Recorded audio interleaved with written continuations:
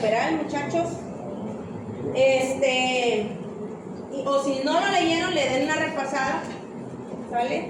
No está tan complicado, pero es importante que entendamos. Hay algunas cosas que ya vimos en la clase anterior de hemorragia obstétrica, de hemorragia del tercer trimestre, así que me voy a ir un poquito más rápido para que no nos quedemos en esto, ¿sale? Bueno, entonces, la hemorragia puerperal o la hemorragia obstétrica es una de las causas más frecuentes es la primera causa de muerte materna en todo el mundo. De todo el mundo, muchachos. En nuestro país ocupa la segunda causa de muerte materna. La primera causa que dijimos que era enfermedades hipertensivas. Sí. Entonces, gracias a Dios que se ha ido reduciendo. Ay, no sé qué está pasando. El cable. Es el cablecito. El HDMI.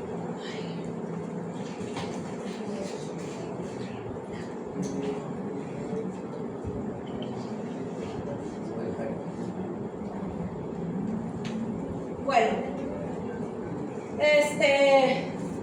no, pues ya saben que así hasta arriba. Ustedes van viéndolo, ¿no? Ahí está.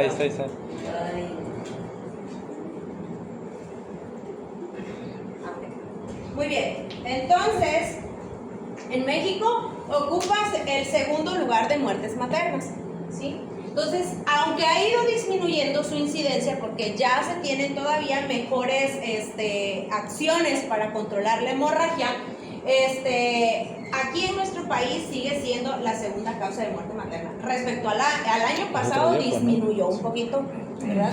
Hoy llevamos 389, hasta la semana pasada 389 muertes maternas en nuestro país. Comparado con el año pasado en la misma fecha, que eran 414, 15, entonces sí ha disminuido un 7% aproximadamente.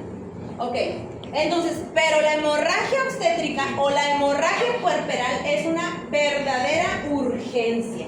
Se divide clásicamente, por así decirlo, clásicamente la estamos dividiendo en una pérdida de sangrado en un parto de menos de 500 mililitros y en una cesárea, más de 500 mililitros en un parto y en una cesárea más de 1 litro. Eso es clásicamente, pero es muy subjetivo también. Entonces, porque no es lo mismo que una mujer de 70 kilos pierda 1 litro a una mujer de 45 kilos o de 50 kilos que pierda 1 litro de sangre, porque las repercusiones y la sintomatología va a ser diferente. Por eso se ha optado por el otro tipo, tener criterios, ¿okay? Como por ejemplo la disminución del hematocrito en un 10% respecto previo a la hemorragia, ¿okay? O la pérdida de sangre más de 1000 mililitros, pero que esté asociada con síntomas y signos importantes de bajo gas. ¿Como cuáles? ¿Cuáles signos y síntomas? Taquicardia, hipotensión, palidez, ¿vale? ¿Otra vez? Bueno, sí, piel fría, diaforesis, ¿verdad? Todos estos síntomas. Y fíjense, el año pasado hubo una hemorragia obstétrica aquí, y le digo el año pasado porque no es muy común en el medio privado tener una hemorragia obstétrica. Pero obviamente en medios públicos sí, es más común. Pero aquí en nuestra zona, una paciente de, ¿qué? Será como de unos 75, 80 kilos, tuvo una placenta previa y perdió un montón de sangre, ¿no? Entonces quedó su hemoglobina de 12, quedó como a unos 7. Andaba muy bien la paciente, no tenía tantos síntomas, pero cuando operé el lunes, una paciente de unos 65 kilos perdió 1000 mililitros y no se podía parar. Se estaba desmayando y en 9 de hemoglobina. Entonces no es lo mismo porque cada persona y cada anestesiólogo, que el anestesiólogo es el que lleva el conteo de los sangrados y te dice, fue tanto el sangrado. Entonces varía de un anestesiólogo, pero por eso mejor se queda estos criterios, que es la pérdida mayor de 1000 mililitros, un hematocrito menor del 10%, con signos y síntomas en las primeras 24 horas. La clasificación, ahora sí, la clasificación también de la hemorragia del puerperio se divide en dos, temprana y tardía. Creo que ayer lo mencioné.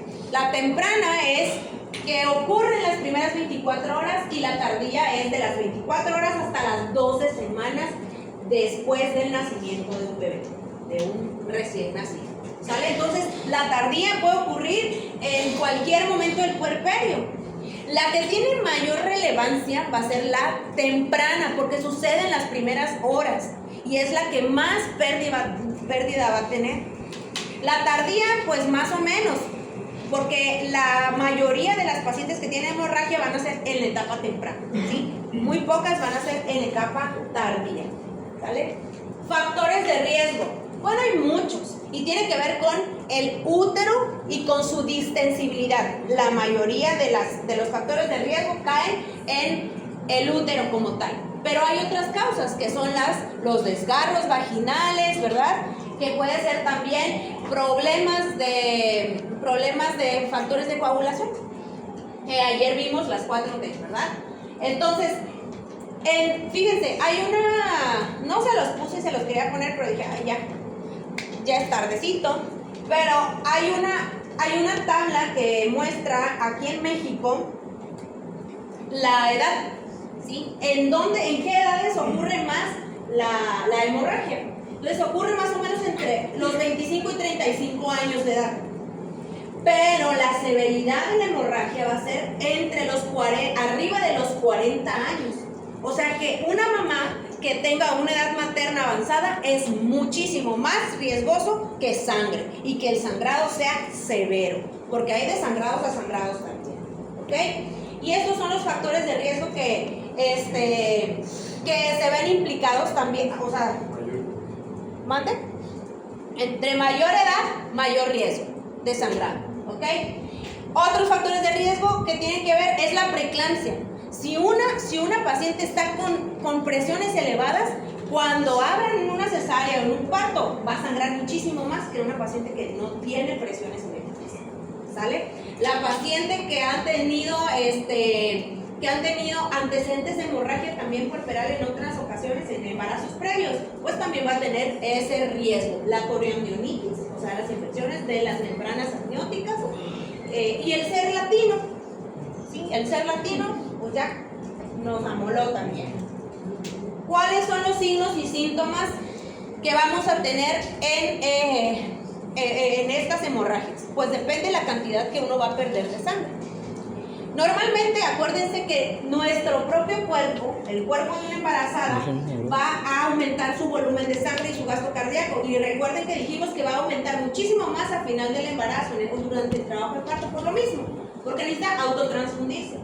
Porque se sabe, digamos así, el cuerpo sabe que va a perder sangre, ¿sí? Pero, y esa pérdida de sangre a veces el mismo cuerpo la va a compensar. Y eso sucede en las etapas iniciales, cuando perdimos apenas de 10 a 15% de la volemia, ¿sí? Del sangrado. Entonces no vamos a tener signos y síntomas, porque el cuerpo lo va a compensar. Pero cuando empezamos a perder más del 15 al 20%, empezamos con los primeros síntomas, que es, la taquicardia, empieza a tener más frecuencia cardíaca elevada, empieza a respirar más la paciente, ya no se llena, el llenado capilar tarda más. Y otra cosa importante que va a suceder aquí es que va a empezar a subirse la tensión arterial. Ustedes dicen, no, que es hipotensión. No, pero al principio, para compensar la pérdida del 15 al 20%, va a empezar a subir la tensión arterial, pero va a subir solamente la diastólica, ¿ok? Solo va a subir la TA diastólica cuando perdemos del 15 al 20%. Ahora, si hay mayor pérdida, entonces ya no va a haber hipertensión de la diastólica. Ahora sí, se va a hipotensar con las dos cifras, ¿sí? tanto diastólica como sistólica, y va a empezar también a tener mayor taquipnea y mayor taquicardia. Si llega a ser muy grave el sangrado y llega a perder más del 40% de sangre, entonces empieza lo que es el shock, ¿sí? El shock hipovolémico, que puede llegar a coma y obviamente puede llegar a muerte. Un dato importante el primer dato de pérdida importante o severa va a ser la oliguria. La oliguria. Cuando ya la paciente no está orinando, y para eso, muchachos, si es una cesárea o si es un parto y vemos que está sangrando, inmediatamente hay que ponerle una sonda Foley, porque tenemos que estar midiendo pues la diuresis. Exactamente. Entonces, esta es una clasificación del shock hipovolémico muy parecido al anterior. Sí, muy parecido al anterior, en donde vamos a ver pues también cómo va modificándose la presión arterial y cómo vamos teniendo la sintomatología que ya más o menos se decía. Bueno, cuando se pierde arriba, aquí dice el 35%, porque esto es de la CLS, ¿sí? Entonces, arriba el 35% según la CLS, pues es que vamos a perder, bueno, ya vamos a tener una letargo, o la paciente va a estar inconsciente, ya no va a estar respondiendo bien a los estímulos verbales. ¿Cuáles son las causas o las principales causas? Ayer vimos que hay causas importantes, y para que se nos recuerde mejor, lo podemos poner en una mnemotecnia, que es las 4 T's. Hablamos de la cuarta transformación, ¿verdad? No se les olvide, las 4 T's. La primera T dijimos que va a ser de tono. Y pueden haber muchísimas causas que vayan a afectar la contractibilidad del útero, ¿sí? Que puede ser infecciones, que puede ser miomas, como alteraciones funcionales anatómicas, que puede ser como la paciente está tomando, bueno, le pusimos sulfato de magnesio porque esa paciente tiene un parto pretérmino, o la paciente tiene preeclampsia y le tenemos que poner sulfato de magnesio y tiene tratamiento con nifedipino. Bueno, probablemente me va a sangrar más y va a afectar la contracción del útero, no se va a contraer adecuadamente. La principal causa va a ser la atonía uterina. ¿No hay un antídoto, por ejemplo, o hay que esperar que se pase de seguridad? No es como que hay un antídoto, porque no es una intoxicación, es el efecto que tiene el nifedipino, que es relajar, ¿verdad? Que es relajar el músculo liso. Pero hay medicamentos que ahorita vamos a ver que nos van a ayudar para mejorar la contracción en una hemorragia cuando estamos en preeclampsia o en alguna otra causa, ¿sale? Muy bien, tono. Entonces, la causa principal dentro de las complicaciones por el tono va a ser la atonía uterina.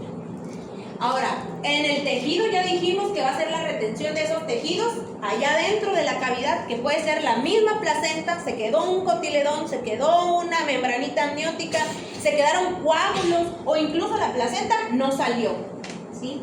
Por más que le intentes despegar, no sale la placenta, porque está creta a lo mejor, obviamente, y si nunca se diagnosticó, bueno, ahí vamos a notarlo, porque no sale, y eso va a causar mucha hemorragia. Trauma, la otra T es de trauma. ¿Y de trauma qué quiere decir?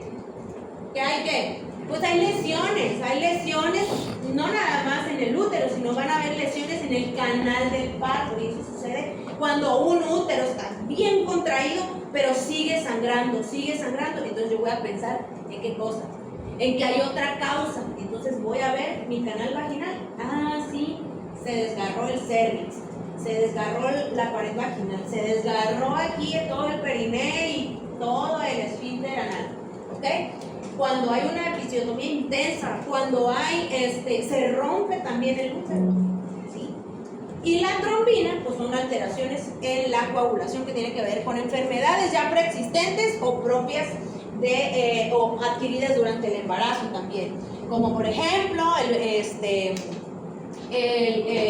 enfermedad de von Willebrand, la hemofilia, que son adquiridas, y preexistentes, y las adquiridas en el embarazo es la trombocitopenia gestacional, o sea que como quieran en el embarazo tienen que saber ustedes que las plaquetas van a bajar hasta cierto grado, van a ser normales, ¿sí? Van a ser normales o fisiológicas que estén más bajitas, ¿no? Pero ya cuando hay una pérdida importante o una disminución de la cifra de plaquetas importante, pues es ahí cuando podemos tener algo como la trombocitopenia gestacional. Todo lo que tenga que ver con preeclampsia, aquí entra dentro de factores de coagulación, porque la preeclampsia o los estados hipertensivos del embarazo son estados, o bueno, el embarazo es un estado de hipercoagulabilidad, ¿ok? Como tal. Muy bien, todas las complicaciones de la preeclampsia. Entonces ya dijimos que la hemorragia obstétrica o la hemorragia puerperal es una urgencia. ¿Qué hay que hacer? Muy bien, ¿qué hay que hacer?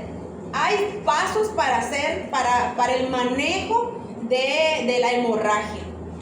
Pero lo primero que tenemos que hacer, muchachos, es que, a ver, ¿está sangrando? ¿De dónde viene? A ver, vamos a evaluar. ¿Es una hemorragia o no es una hemorragia? No, sí es una hemorragia porque ya hicimos de todo, pero no se contrae. Ah, ok, sí, ya sacamos bien, revisé y todo, pero sigue sangrando. Ah, es una hemorragia obstétrica. Entonces, ¿está bien la paciente? Sí, está bien, todavía no tiene taquicardia, no tiene, signos vitales, ¿sale? Y después, ¿saben qué? Si yo no puedo controlarlo, voy a pedir ayuda, porque tengo que pedir ayuda. Porque hay un código, es el código Mater o el código rojo, ¿verdad? O el código, en algunos lugares es el código de oro, también, para hemorragia obstétrica. Todo un equipo está, bueno, en todos los hospitales hay un equipo especial en una sala de toco que ya están designados.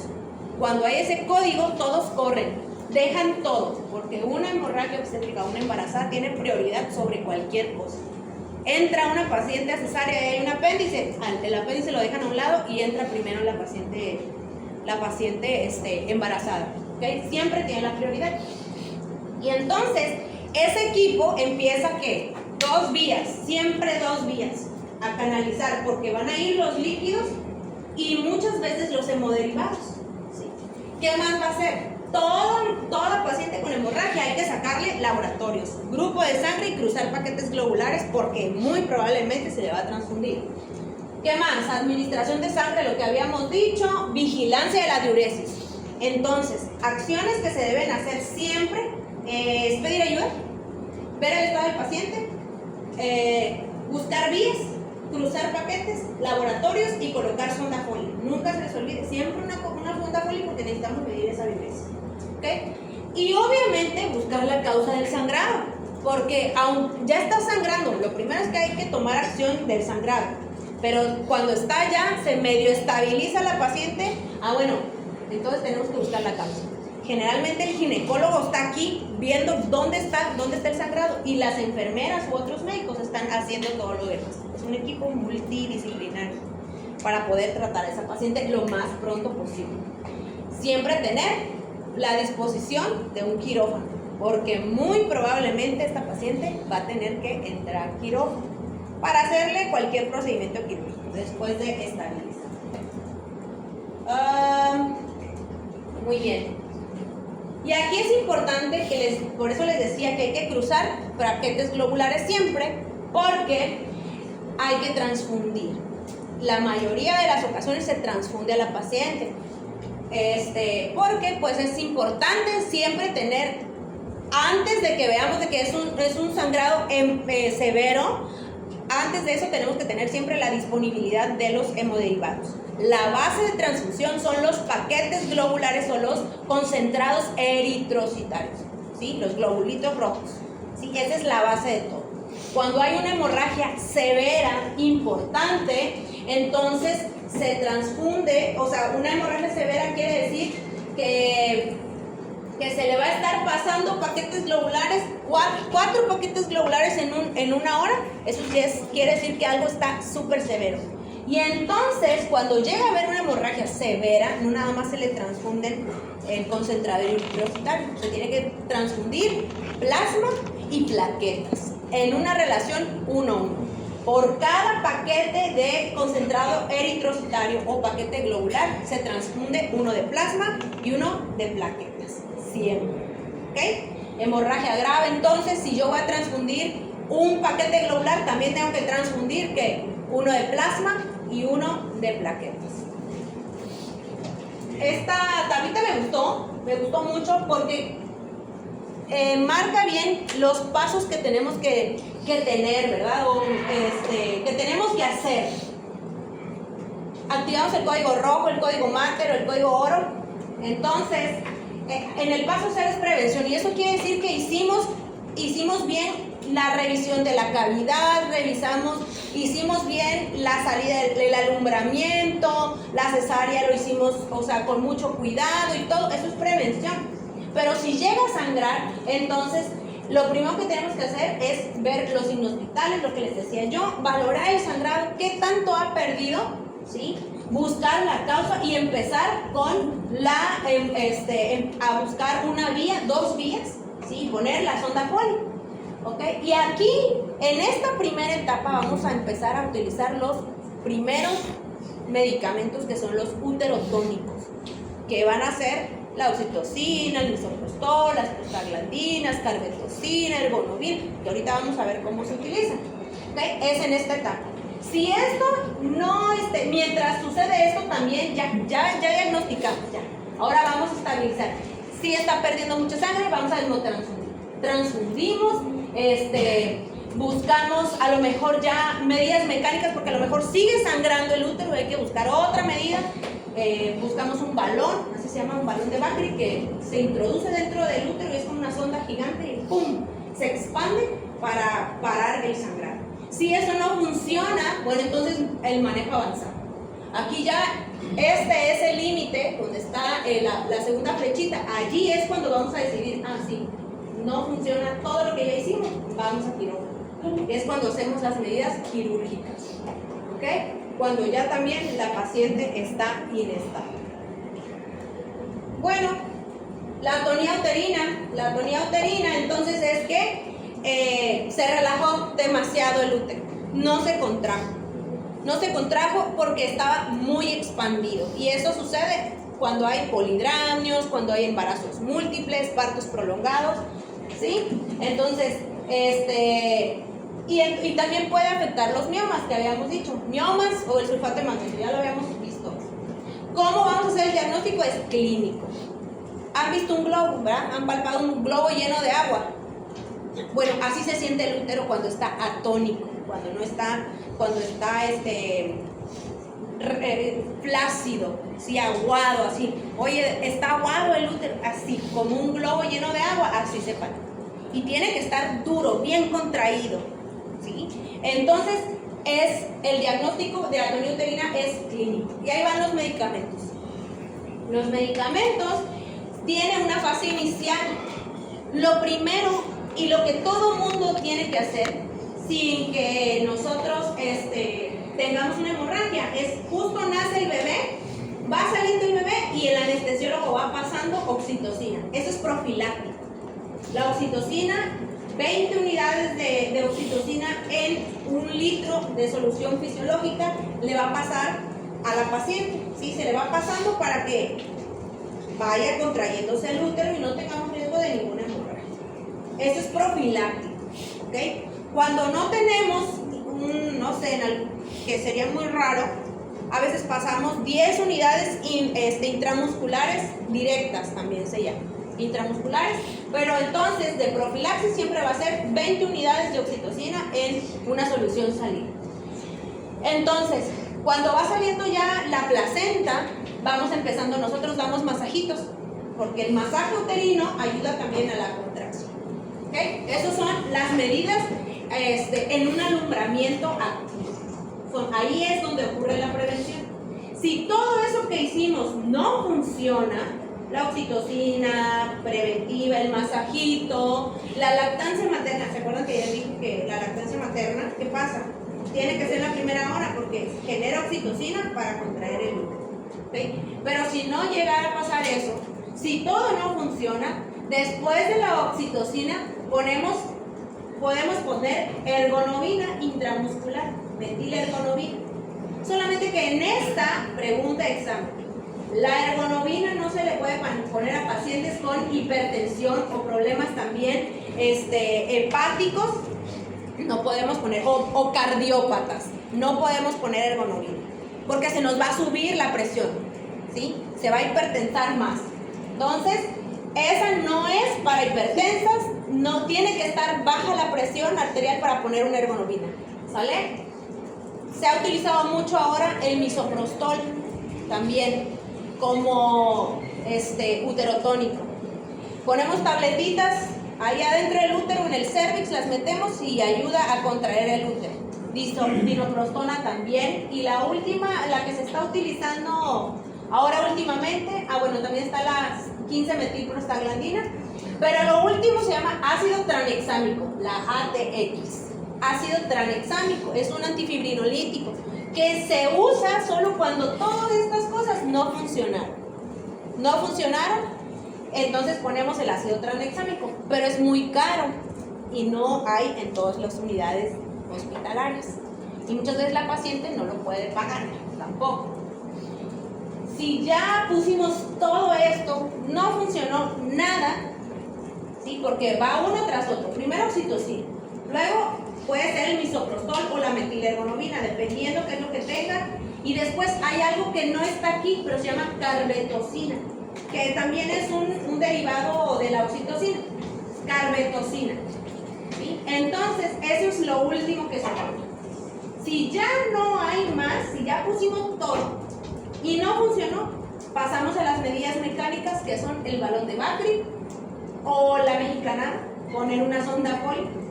Se infla de 30 mililitros, se infla en el útero a ver si haga compresión, o empaquetamos, y también con compresas. O la otra es que hay una técnica aquí en México que se llama técnica de SEA, que es el pinzamiento de las uterinas, por aquí afuera, ¿ok? Eso lo hizo el doctor SEA, y el doctor SEA todavía vive y da clases y es maestro y da ponencias y todo, y es muy bueno en hemorragia obstétrica. Entonces, solamente que el pinzamiento y todas estas técnicas son provisionales, son temporales, ¿sí? Solamente el balón de Bakri, por ejemplo, lo dejamos 24 horas, se desinfla y a veces puede volver a sangrar. El empaquetamiento solamente es para pasar a quirófano, igual la técnica de SEA, solamente es para pasar a quirófano, para dar chance a que empecemos la cirugía, la histerectomía, ¿sale? Y luego, si esto no funcionó, muchachos, ahí está lo quirúrgico. Hay una técnica que se llama de Belinch. Esa técnica está muy padre. ¿Y qué hace? Amarramos el útero prácticamente con suturas, ¿sí? ¿Y qué hace? Le hacemos, o sea, nosotros lo contraemos, ¿sí? Lo contraemos para que pues agarre fuerza y agarre tono otra vez. Y si no funcionan, están las ligaduras secuenciales de las arterias uterinas, luego las uterováricas y luego las ilíacas internas. Hasta ese punto para que podamos parar un sangrado. Y si todavía no funciona, histerectomía. Todo en orden, o sea, todo en orden. Hay algunos, o sea, por enseñanza, también a mí me hicieron, y si hacíamos Belinch para enseñarnos cómo se hace. Pero a veces el Belinch es muy bueno y con eso a veces tienes. Si no funciona eso, ahí está el pinzamiento de todas de la ligadura secuencial de los vasos uterinos, uterováricos y arterias, embolizaciones también se hacen, pero al final de cuentas, muchachos, si algo no tienes y no sabes hacerlo, la histerectomía es el único, ¿verdad? Es lo único que te va a ayudar. Hay médicos que no saben hacer ligadura de las uterinas, que eso es muy fácil, pero de las ilíacas internas, que tienes que exteriorizar el útero e irte más atrás, cerca de la aorta, ¿no? En la bifurcación, buscar cuál es la arteria ilíaca interna y hay que ligarla, ¿sí? Te vas muchísimo más profundo. Si tú no sabes la técnica, si solo te sabes el Belinch, pues tienes que usar el que te sepas, y si no, histerectomía. Saca primero el... No, puedes Y luego utilizar, se hace la sí, histerectomía. la técnica de SEA es pinzar nada más para que ya no siga dando en lo que tú vas al quirófano a meterla a la paciente. Solo es para que te dé chance. Y estos son, muchachos, a ver, estos son los, miren, ese es el balón de Bakri. Así se hace el pinzamiento de las arterias, uterinas por fuera, ¿sí? En un par. Se palpan las arterias uterinas, es así como que palparlas y pinzarlas, ¿vale? Y obviamente esto cuando se vierte el útero, ¿se acuerdan que habíamos dicho que hay eversión uterina? ¡Pum! Hay que meterlas. Maniobra de ahí. Hay que meterlas y dejar ahí la mano para hasta que haga hemostasia o se contraiga el útero. ¿Va? No. Y esta es la técnica de Lynch, miren. Entonces, hacemos con suturas vicriles que son no absorbibles y que tienen mayor fuerza. Entonces, ¿qué? Y no se rompen fácil. Tiene su proceso, ¿no? Sacas a bebé, cierras y haces la técnica de Lynch. Y esta es la ligadura de uterinas, ¿sí? Y por acá atrás ya va a estar la ilíaca. Acá está el útero, pero acá atrás están las ilíacas. Y este es un útero. Y así vamos. Cuando se hace una histerectomía, primero ligamos las uterinas para que deje de sangrar y nos dé chance de quitar todo el útero. Aquí ya salió bebé. Hay una técnica también que a veces ligan las uterinas primero y luego sacan al bebé y ya luego termina la histerectomía. Así que Pero primero se saca el bebé. si sacamos al bebé primero, porque si llega a haber una hemorragia, por ejemplo, una placenta previa, un acretismo, hay que sacar primero al bebé y luego hacer todo, porque el bebé tiene prioridad. Bebé. Ok, ya para ir terminando, ya no voy a darle mucho más a esto, pero los desgarros, recuerden que si el útero está bien contraído y sigue sangrando, o sea, el útero ustedes lo tienen que ir palpando, pero si mi útero está muy contraído y sigue dando sangrado, hay que buscar por otro lado, y uno de ellos es los desgarros cervicales, perianales, porque ahí voy a ver, sí, está sangrando. Fíjense que el desgarro menos evidente es el cervical, o sea que aquí afuera, pues un desgarro vulvar, perianal, en la pared vaginal, pues es más evidente, pero a veces el sangrado viene más de adentro, y cuando te das cuenta, todo el cervix, todo hasta arriba está desgarrado. Hay que repararlo, hay que abrir y reparar, y ahí se completa todo, se para el sangrado. Y eso es lo que habíamos hablado, de la retención de la placenta, ¿verdad? Lo que queda ahí adentro, por eso tenemos que siempre revisar cavidad después del alumbramiento. Cuando no sale la placenta por sí sola, pues tenemos que ir por ella y metemos la mano dentro del útero y jalamos. Y a veces si queda algún resto, pues metemos una legra y lo hacemos, o metemos una MEU, ¿sí? Lo aspiramos. Pero el riesgo es que un síndrome de Asherman, cuando hacemos un legrado, una revisión con legra, porque quedan cicatrices. Esto ya lo hablamos, que también puede haber acretismo placentario por placentas incretas, percretas, sí, acretas, ¿sale? Entonces eso es importante, siempre revisar. Y otras causas, pues son los hematomas. Los hematomas, muchachos, a veces no les damos importancia, pero si se acuerdan que yo les comenté de que siempre hay que revisar bien, porque esos hematomas, aunque ya hicimos la episiotomía, pero si no ligamos un vasito, se va a hacer un hematoma gigantesco y van a ir disecando hasta la fosa isquioanal, ¿sí? Entonces que se va hasta acá atrás, se sube. Entonces está bien complicado repararlo y limpiarlo y drenarlo. Y obviamente los defectos de coagulación, que no son muy comunes, pero que sí pueden aparecer. Y hay algo que se llama embolia de líquido amniótico, que quiere decir que ese líquido amniótico se fue a la circulación materna. Es muy raro. Una vez lo he visto y en mi R1 y la paciente falleció. ¿Sí? ¿Por qué? Y fue como que una causa de, no nada más, es por descarte que se hace.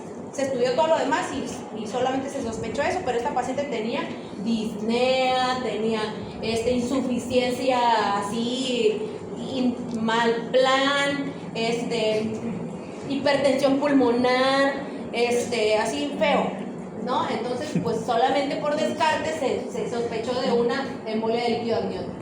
¿Ok? Muy bien. Y miren, así se tiene que medir el sangrado. El sangrado es subjetivo también, pero más o menos sabemos que una toalla sanitaria empapada son 100 mililitros. Empapada, 100 mililitros. Una gasa, la normal, empapada son 60 mililitros y una compresa son 350 mililitros. Y ahora, a ver, calcúlenle a esta. 3. A ver, ¿cuántas son? ¿Cuántas compresas son? ¿Cuánto equivale una compresa? 350. A ver, ¿cuántas son?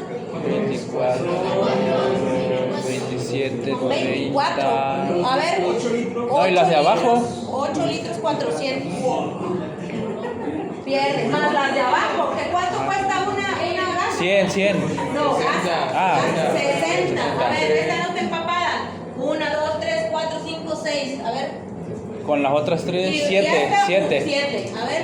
7 por 6, 42. 450 mililitros. Casi 9 litros de sangrado. Obviamente, pero cuando pasa eso, transfundes y pum, sigue sangrando. Transfundes y sangre. Sí, a veces. A la bestia. Muy bien. Ya van aprendiendo, van a calcularle, ¿eh? Bueno, ya terminamos. Nada más esto. Vean ustedes esto, qué es lo que hay que hacer y qué es lo que tenemos que tener cuidado cuando nosotros tenemos un parto, una cesárea, para evitarnos una hemorragia obstétrica. Siempre hacer una buena revisión. Con cuidado, muchachos, les va a tocar, ojalá y les toca tener un parto, pero con cuidado se saca la placenta para evitarnos hemorragias. Sale, haces tus maniobras así, de un lado al otro, arriba, abajo, y vas traccionando con cuidado y haciendo la maniobra en qué?